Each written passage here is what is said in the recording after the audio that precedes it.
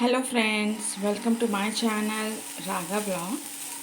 ఇవాళ నేను మీకు దోశ డిఫరెంట్గా చూపిస్తున్నాను. మసాలా దోశ.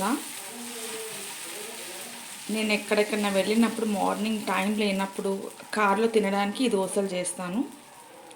సో అది నేను మీకు ఇవాళ షేర్ చేస్తున్నాను రెసిపీ. సో మనం దోశ వేసుకున్న తర్వాత ఇది కొంచెం డ్రై అవ్వాలి. ఇది డ్రై అయింది కదా. ఇప్పుడు దీనిపైన మనము దోశకి ఇడ్లీలు చేసే పల్లి చట్నీ, కొబ్బరి చట్నీ ఉంటుంది కదా, అదొక 2 చెంచాలు వేసుకోవాలి. వేసుకొని ఇది మొత్తం ఇలా స్ప్రెడ్ చేయాలి. దోశ ఎంత పెద్దగా ఉందో అంతవరకు స్ప్రెడ్ చేయాలి. అయితే ఫస్ట్ దోశ అనేది డ్రై అయిన తర్వాతనే ఇది వేసుకోవాలి.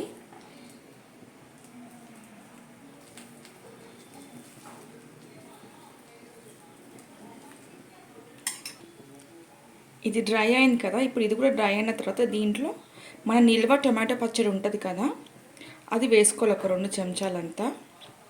మీ దగ్గర ఇది లేకపోతే ఆవకాయ పచ్చడి వేసుకోవచ్చు. అది కూడా లేదు అంటే మీ దగ్గర పల్లీల పొడి, పప్పుల పొడి ఏదన్నా ఉంటుంది కదా, అదన్నా వేసుకోండి.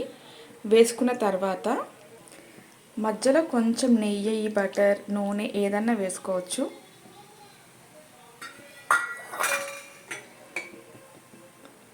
వేసుకున్న తర్వాత ఇది మొత్తం స్ప్రెడ్ చేయాలి. దోశ ఎంత ఉందో అంత స్ప్రెడ్ చేయాలి.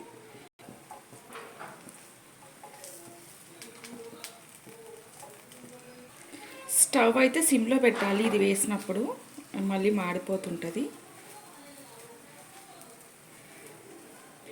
సో మేము ఎప్పుడన్నా కార్లో వెళ్తున్న మార్నింగ్ టైం లేదు తినడానికి అన్నప్పుడు నేను ఇలా చేస్తాను.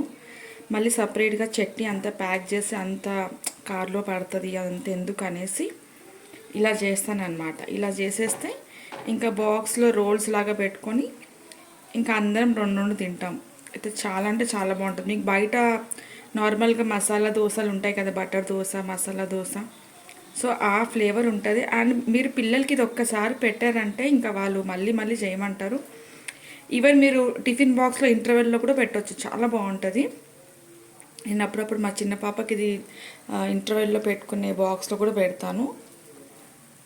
అది కొంచెం సాఫ్ట్ అయినా కూడా బాగుంటుంది, చాలా బాగుంటుంది. మీరైతే ట్రై చేయండి డెఫినెట్గా. ఇప్పుడు ఇంకా సైడ్లో కొంచెం నెయ్యి అన్న ఆయిల్ అన్న ఏదైనా ఒకటి వేసుకోవాలి.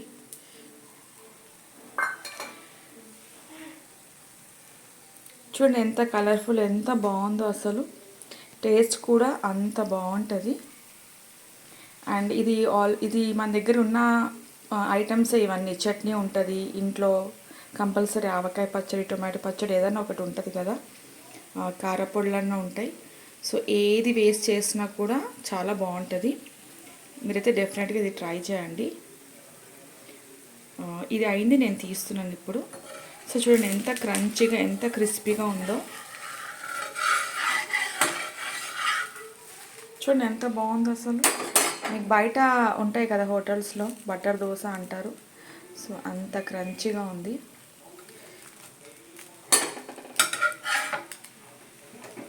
ఇది అయింది, నేను తీస్తున్నాను. చూడండి ఎంత బాగుందో. వావ్, ఎంత బాగుంది కదా అసలు, క్రిస్పీగా.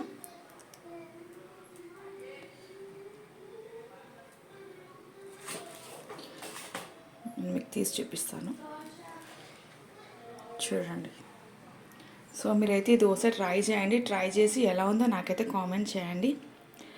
Thank you for watching my video.